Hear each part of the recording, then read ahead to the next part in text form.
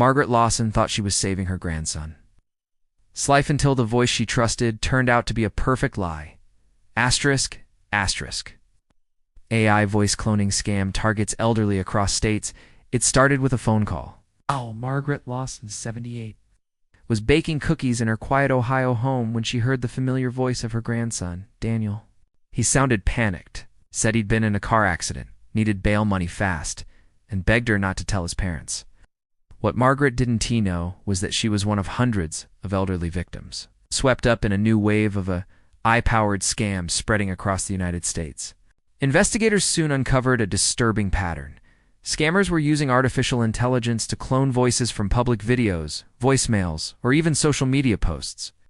With just a few seconds of audio, they could create near-perfect imitations of family members and manipulate victims into handing over money, believing they were helping a loved one in crisis. The scam grew rapidly. Victims ranged from Florida to Oregon, often grandparents who lived alone. Law enforcement was initially baffled.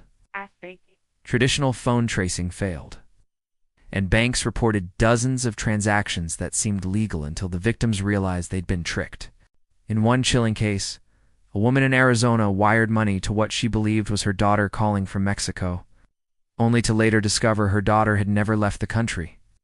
The twist came when a cybersecurity analyst in Texas traced a cluster of calls to a remote AI startup in Eastern Europe, disguised as a marketing firm.